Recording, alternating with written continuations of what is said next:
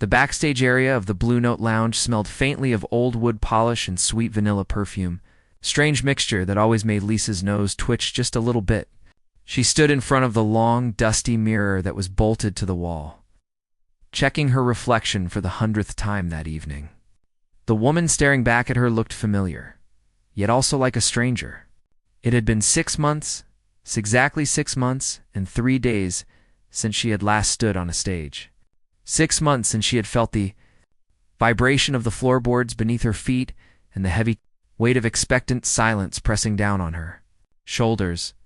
Lisa smoothed the front of her emerald green dress with hands that were just a little bit unsteady. The fabric felt cool and slippery against her fingertips. It was a nice dress, simpler than the things she used to wear before everything fell apart. She bought it last week specifically for tonight, telling herself that she needed something new to mark this new chapter. She pulled a strand of dark hair behind her ear and took a deep breath, trying to ignore the nervous fluttering in her stomach that felt like a trapped bird trying to find its way out. She wasn't just nervous about the music, although that was certainly a big part of it. She was nervous about being seen again. For the last 6 months, Lisa had successfully made herself invisible. She had moved to a small apartment on the other side of the city, changed her grocery store, and stopped going to the coffee shop where the baristas knew her name. She had built a quiet, safe little life where nobody asked her about the wedding that never happened or the fiancé who was no longer in the picture. She had become a master of disappearing, fading into the background of her own life. But tonight, that bubble was bursting. Tonight, she was stepping back into the light. The Blue Note wasn't a massive concert hall.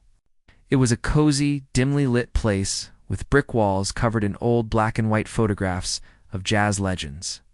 It was the kind of place where people came to listen, not just to drink and talk. That was what made it so wonderful, and also what made it absolutely terrifying. The audience would be listening. They would be watching her hands, her face, her posture. They would be looking for the story behind the notes. Lisa looked down at her hands.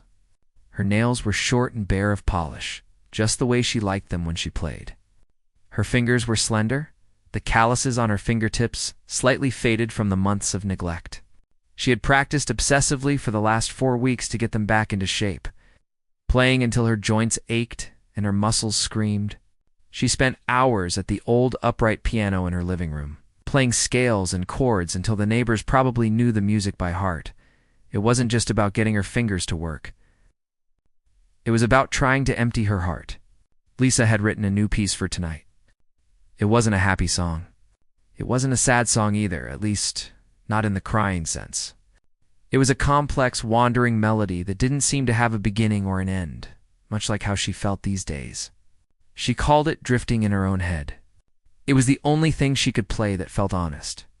Every time she tried to play something cheerful, it sounded fake. Every time she tried to play something tragic, it felt like she was wallowing in self-pity.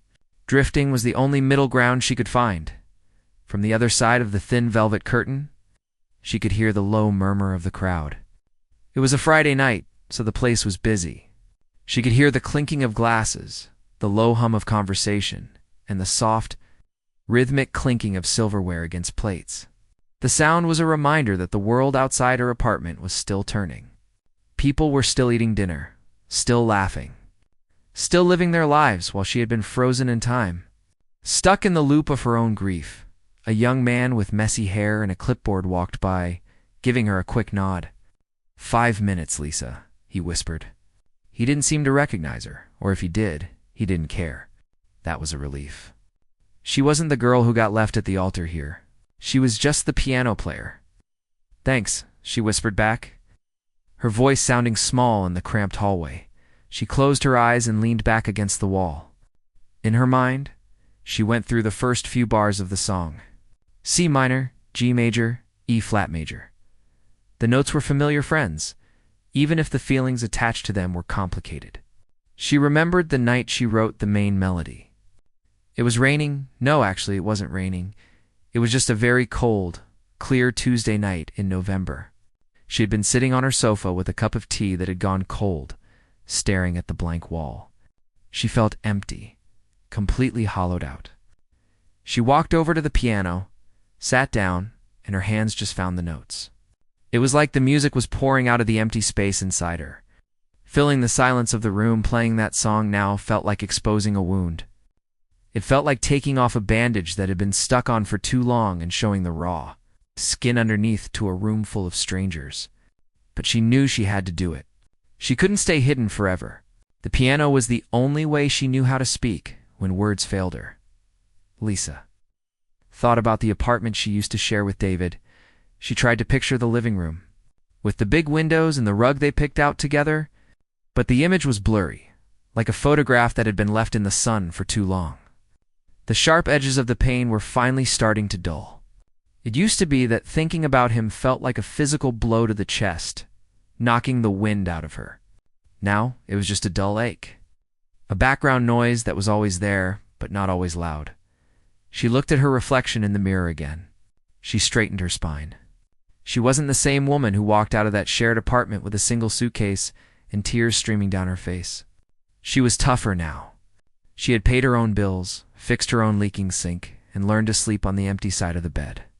She was doing this on her own. That was what she had to focus on. 2 minutes, the stage manager said as he hurried past, adjusting a microphone stand. Lisa felt the sweat prickling on the back of her neck.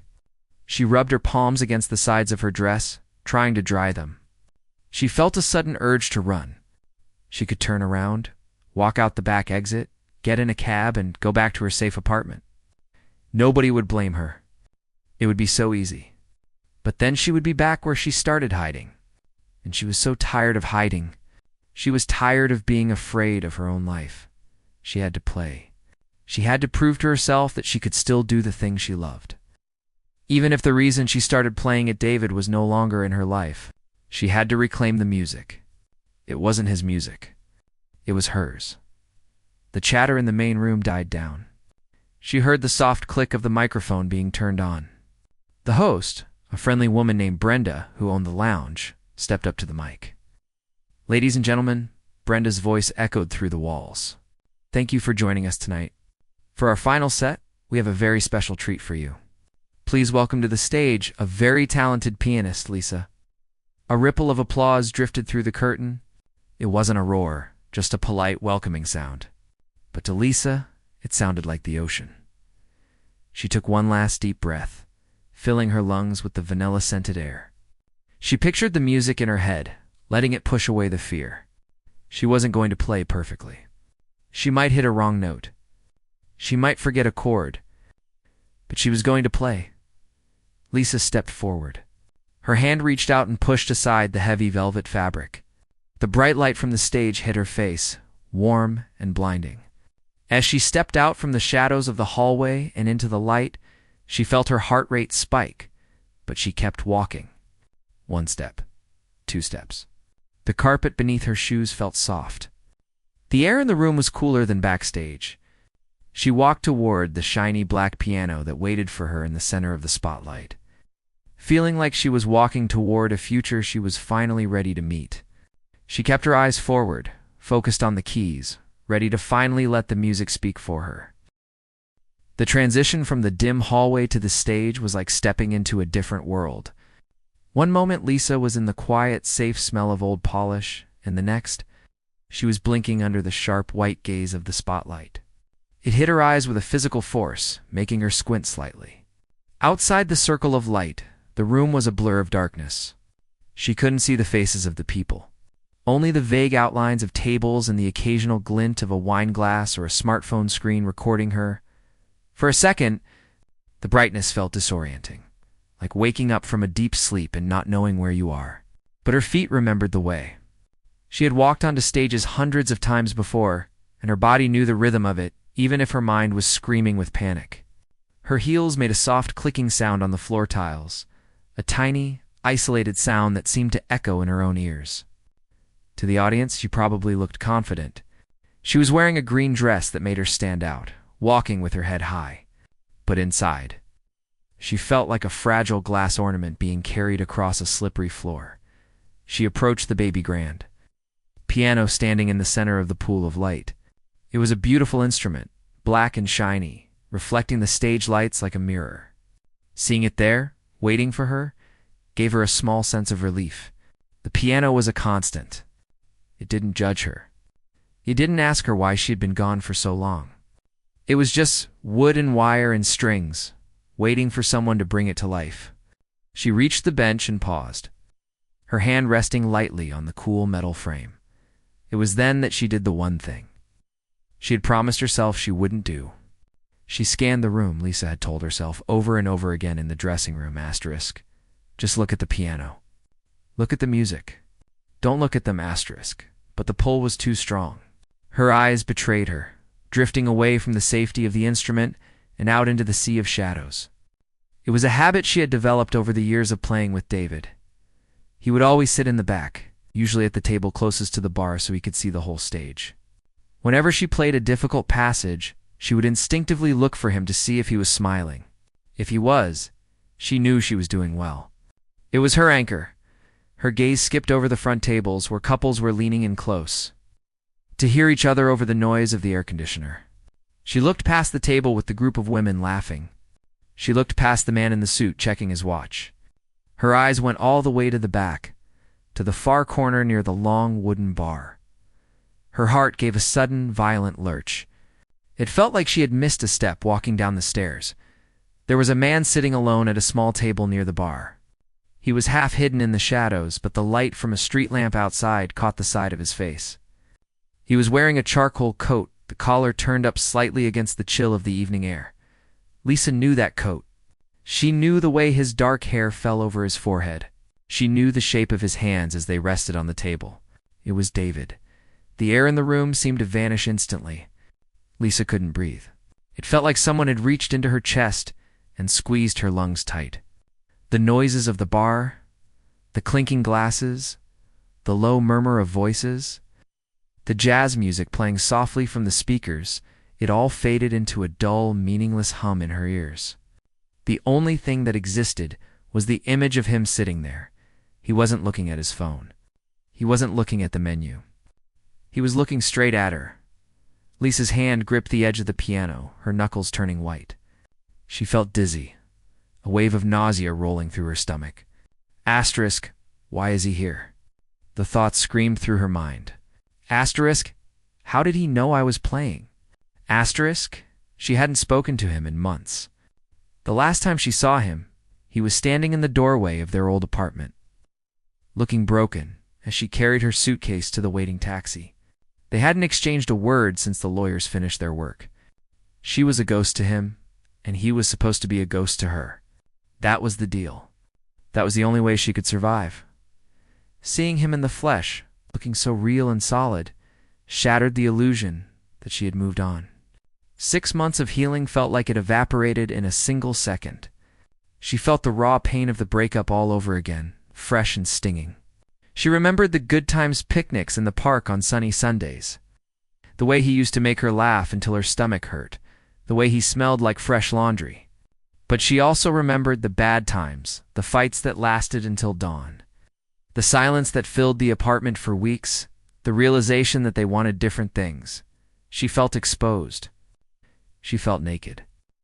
Here she was, about to play a song that she had written about him, about them, about the heartbreak he caused her, and he was sitting right there watching her. It felt like a violation. It felt like he had intruded on her sanctuary. Her mind began to race. She should run. She should turn around right now and walk off the stage. She could go back to the dressing room, grab her bag, and climb out the window. She could go home and lock the door and never come out. It was the safest option. If she stayed, she would have to look at him. If she played, she would be crying for him. She looked at him again, unable to stop herself. His face was serious. There was no anger in his expression, which was what she feared the most. There wasn't a smirk or a look of triumph. He just looked incredibly sad. His eyes were locked onto hers, and in that dim light, they looked tired. He looked like a man who had missed a flight that he really needed to catch. David nodded at her. It was a tiny movement, just a slight tilt of his chin. But Lisa saw it. It was the same nod he used to give her when she was nervous before a job interview or before meeting his parents. It was his way of saying, "You got this. It's okay. That small gesture broke something loose inside her. It didn't make the pain go away, but it shifted it. She realized then that he wasn't there to fight her. He wasn't there to disrupt her performance on purpose. Maybe he had seen her name on the marquee outside by accident. Maybe he just wanted to see her play one last time. Maybe he was as lost as she was. Lisa's legs felt weak, like they might buckle underneath her. She swayed slightly, grabbing the piano harder to steady herself. The host, who was standing off to the side of the stage, gave her a concerned look. He subtly checked his watch, a silent cue that she had been standing there in silence for too long. The audience was getting restless. She could feel the energy in the room shifting from anticipation to confusion. She had to make a choice. She could let this moment destroy her. She could let his presence chase her away, proving to herself that she wasn't strong enough to survive without him. Or she could accept that this was happening. He was here. The past was here, sitting in the back row. But the past couldn't play the piano for her. Only she could do that. She looked down at the keys. They were white and black, solid and steady. They were the same keys she had played when she was a little girl, dreaming of being a concert pianist. They were the same keys she had played when she first met David at a college party. They were the same keys she had played the night. She decided to leave him. The piano was the only constant in a world that kept changing. It was her voice. Lisa realized with a sudden clarity that she wasn't playing for David. She wasn't playing to impress him, to show him what he lost. And she wasn't playing to scare him away either. She was playing for Lisa. She was playing for the woman who spent 6 months learning how to be alone. She slowly exhaled, a long, shaky breath that seemed to drain some of the tension out of her shoulders. Her fingers were hovering over the keys, trembling slightly, but she forced them to relax. She felt the sweat on her back, but she ignored it. She kept her eyes on the music rack, refusing to look back at the bar, refusing to let his face dictate her next move. She was terrified. She felt like her heart was beating so hard it might actually bruise her ribs from the inside. But underneath the fear, there was a tiny spark of anger. It was a quiet, steady anger at herself for letting him have so much power over her. She was taking that power back. Lisa shifted her weight, settling onto the bench. She adjusted the height with her foot, a familiar, grounding action. The room was still silent, waiting. She could feel the eyes of everyone on her. But for the first time since she stepped onto the stage, she didn't feel like running. She felt like she was standing on the edge of a cliff, and the only way to go was forward. She was going to play. Not the happy song from the set list, and not the easy piece. She was going to play the song she wrote in the dark, the one that hurt the most. She was going to play it, and she was going to let it hurt, and then she was going to let it go. She lowered her hands, placing her fingers gently on the keys, ready to make the first sound that would break the terrible silence. The silence that filled the lounge was heavy. It wasn't the peaceful kind of quiet you find in a library or a church. It was an expectant, waiting silence that felt like a weight pressing down on Lisa's shoulders. Her fingers were resting on the keys, but she couldn't move them. It felt like her hands were made of lead. For 10 seconds, maybe 20, she just sat there. The audience didn't know what was happening. To them, it probably looked like a dramatic pause, a moment of concentration before the music started. But inside, Lisa was fighting a war. Her mind was racing, spinning in circles. Every time she tried to focus on the music, her eyes betrayed her and darted back to the corner of the room. David was still there. She could feel his presence like a change in temperature.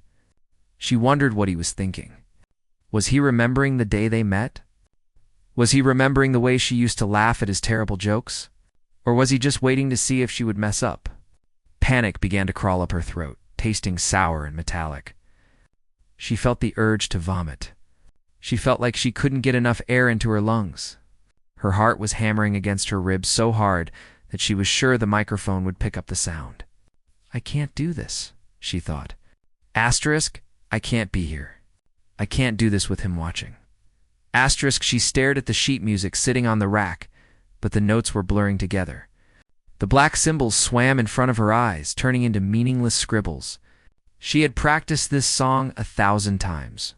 She knew it by heart. She could play it in her sleep. But right now, in this moment, her mind was a complete blank. It was as if someone had reached into her head and erased all her knowledge of music. Leaving her with nothing but fear, she thought about the last 6 months. She thought about the lonely nights spent staring at the ceiling. She thought about the way her hands shook when she had to sign the lease for her new apartment by herself. She had worked so hard to build a life where she didn't need him. She had convinced herself that she was strong, that she was independent, that she was ready to face the world. But seeing him here made her realize that she was just pretending. She was still the same girl who needed his approval to feel good about herself. She felt a tear prick at the corner of her eye. She blinked it away fiercely, not wanting to ruin her makeup or give the audience a show. She felt trapped. She was like a wild animal that had been cornered, looking for an escape route. She thought about standing up, apologizing to the room, and running off the stage. It would be embarrassing, yes? It would be humiliating. But it would be safe. She could go home, crawl under her blankets, and hide. But then, a different thought drifted through her mind. It was quiet, barely a whisper, but it was there. Asterisk, if you run now, you will always run. Asterisk, it was a simple thought, but it hit her with the force of a physical blow. If she let David scare her away from the piano tonight, she would never be able to play again. Every time she sat down at a keyboard, she would think of this moment. She would think of failure. She would think of him. He would have won, not because he was there, but because she let him control her fear. Lisa looked down at her hands. They were shaking so badly that her knuckles were knocking against the keys, making tiny, pathetic sounds that echoed in the quiet room. She saw the ring line on her finger, a pale white strip of skin that was slowly fading. It was a ghost of the life she used to have. She looked at her engagement finger, and she realized she didn't want that ring back. She didn't want the life where she was afraid to play her own music. She remembered the first time she played for David. It was years ago, in a dusty practice room at the university. She played a messy, emotional version of a Beethoven sonata. When she finished, she looked at him, terrified that he would criticize her. But he didn't. He just smiled and said, "You play like you're bleeding."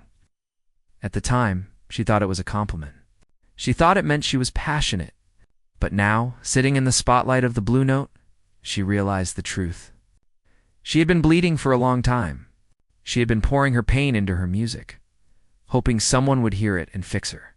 But David couldn't fix her. He couldn't save her from her own sadness. No one could. She had to learn how to stop the bleeding herself. She took a deep breath, filling her lungs until they burned. She closed her eyes for a second and let the breath out slowly. She tried to visualize the fear leaving her body with her breath. She imagined it as a black smoke, rising off her shoulders and disappearing into the lights above her. The panic was still there, buzzing in her ears like a fly. But underneath it, something else was starting to grow. It was a tiny, hard knot of anger. Not a hot, explosive anger, but a cold, determined one. She was angry at herself for letting him have this power over her. She was angry at the situation, but mostly, she was angry at the idea that she couldn't do this without him. She opened her eyes and looked out into the darkness again. She didn't look for David this time. She looked past him. She looked at the exit sign glowing red over the back door. She looked at the waiter standing still in the shadows. She looked at the walls of the room. This was her space. The piano was her weapon. And she wasn't going to let a ghost haunt her anymore. Her fingers were still hovering over the keys. She knew the song she was supposed to play. It was a jazzy, upbeat number that usually got the crowd clapping. It was safe. It was easy. But suddenly, the thought of playing it made her feel sick. It felt like a lie. How could she play a happy song when her heart was breaking? How could she pretend everything was fine? She looked back at the music stand. The sheets for the happy song were right there in front of her. But her hands didn't move to play the first note. Instead, she sat there listening to the hum of the air conditioner, listening to the sound of her own heartbeat. She wasn't going to play the set list. She wasn't going to play what was expected of her. She was going to play the truth. She was going to play drifting. It was the only thing that made sense. It was the only way she could survive the next 10 minutes. The audience was starting to get restless. She could hear a few people coughing. She heard a glass clink loudly on a table. The silence had stretched too long. It was now or never. Lisa straightened her spine. She pulled her shoulders back, feeling the muscles in her neck tighten with resolve. She wasn't just a survivor of a breakup anymore. She was a musician. And musicians didn't run away from the music, even when it hurt. She moved her left hand, positioning her fingers over the low bass notes. The cold touch of the ivory keys against her skin sent a shockwave through her system. It woke her up. It grounded her. The keys were real. The music was real. The man in the back row was just a memory. She felt a sudden calm wash over her. It wasn't the calm of happiness, but the calm of acceptance. She accepted that she was nervous. She accepted that he was there. She accepted that this was probably going to be the hardest performance of her life. But she was ready. She pressed her foot down on the sustain pedal, feeling the resistance under her heel. The piano was ready. The room was waiting. She took one last breath, filling her chest with air, and she decided to stop thinking. She decided to stop worrying about what David would think. She decided to stop worrying about what the critics would say. She was just going to play. The moment her fingers touched the keys to play the first chord, the trembling stopped. The panic didn't disappear completely, but it moved to the background. For the first time all night, Lisa felt like she was in control. She was the one making the sound. She was the one telling the story. And she was ready to be heard. The first note that Lisa played was not the one written on the sheet music sitting in front of her. It was a low, deep C minor chord that seemed to rise from the floorboards rather than the instrument.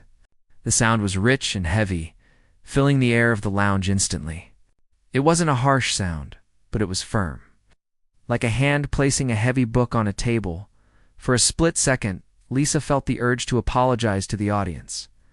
She was supposed to start with an upbeat jazz standard, something light and airy to get the weekend crowd smiling. But as the vibration of the piano hummed against her fingertips, she knew she couldn't play that. Playing happy music now would be a lie. And she was done lying. Her hands moved on their own, guided by a memory deeper than her conscious mind. They found the next notes, a slow, wandering melody in the middle register. It was the opening of Drifting, the song she had written in the quiet of her empty apartment. As she played, she closed her eyes, shutting out the blinding spotlight and the shadows in the room. She needed to be inside the music, not just playing it. The feeling was strange and familiar. It was like stepping into a cold lake on a hot day. Shock to the system at first, but then refreshing. The music took over. The trembling in her hands vanished, replaced by a steady rhythmic purpose. Her left hand kept a steady pulse, a heartbeat that she could control, while her right hand began to explore the melody. The notes were sad, yes, but they were also strong. There was a dignity to the sound. It wasn't weeping. It was enduring. She felt the tension in her shoulders begin to melt away, replaced by the flow of adrenaline. For the first time since she walked onto the stage, she wasn't thinking about David. She wasn't thinking about the past or the future. She was thinking about the pressure of her fingers on the keys, the sound of the dampers lifting off the strings, and the way the music filled the empty spaces in her chest. But the human mind is tricky. Even as she lost herself in the melody, a small part of her brain was still aware of the room. She felt a shift in the atmosphere. The restlessness, the coughing, and the clinking of glasses had stopped completely. The audience had realized that this wasn't going to be a standard performance. They were listening. The silence was different now. It wasn't expectant anymore. It was attentive. Lisa's playing grew stronger. She introduced a series of chords that climbed higher and higher, building a layer of complexity over the simple bass line. The music became a conversation between her hands. At times, they were in sync, moving together in a wave of sound. At other times, they seemed to argue, the right hand playing fast. Intricate runs while the left hand held a steady, stubborn chord. It was the story of her life for the past 6 months, the chaos of her emotions fighting against the reality of having to keep going. She remembered the nights she sat at her old, upright piano at home, the tears dripping onto the keys. Back then, playing felt like trying to empty a sinking boat with a teaspoon. She played to let the pain out so she wouldn't explode. But tonight, it felt different. She wasn't playing to get rid of the pain. She was playing to understand it. She was shaping the sadness into something beautiful, something that could exist outside of her. As she moved into the bridge of the song, the tempo increased slightly. The notes became more urgent, cascading like rain down a window pane. Her fingers flew over the keys, her wrists loose and fluid. She felt a surge of power. This was hers. The talent was hers. The voice was hers. It didn't belong to the man who broke her heart. It didn't belong to the critics or the audience. It belonged to her. She felt a sudden, sharp pang of loss for the girl she used to be, the girl who played just to make people smile, the girl who thought that love was the only thing that mattered. But as the music swelled, she also felt a sense of goodbye. She was mourning that version of herself, letting her go. The music was a funeral for the past. Played in the middle of a crowded bar. Lisa didn't look, but she could feel the change in the room. The air felt thick, charged with emotion. She knew that people were affected. They could hear the honesty in the music. You can't fake that kind of sound. You can't fake the way your body leans into the piano when you are pouring your soul into it. She wasn't performing anymore. She was revealing. Then a strange thing happened. In the middle of a particularly difficult passage, her mind flashed an image of David. Usually, this would have made her falter.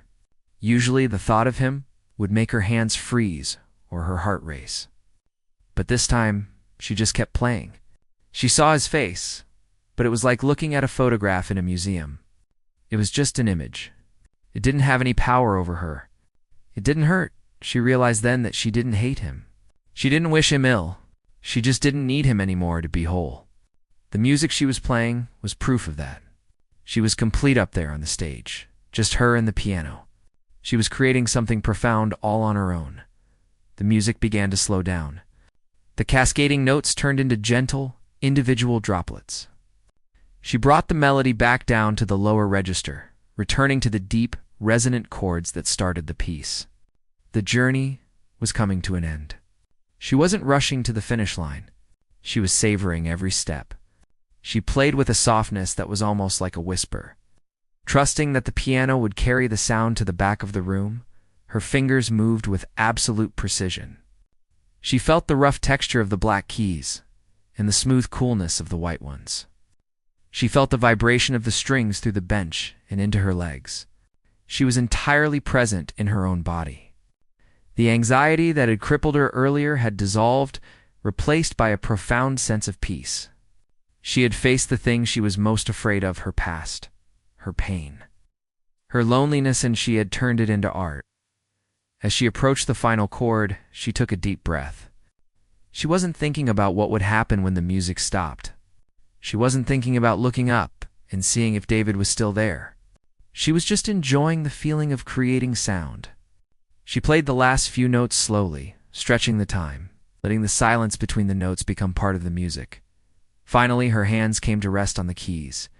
She pressed down one last chord, a C minor chord with a rich added note that made it sound unresolved yet complete. She held it, letting her weight sink into the keys, listening as the sound faded into the air, growing softer and softer until there was nothing left. She sat there for a moment, her hands still on the keys, her eyes closed. The silence that followed was heavier than before, but it wasn't a cold silence. It was a warm, living silence. It was the sound of 100 people holding their breath at the same time, afraid that if they moved, the magic would break. Lisa opened her eyes. She felt different. The weight was gone. She felt light, unburdened. She slowly pulled her hands away from the keyboard and placed them in her lap. She was terrified to turn around.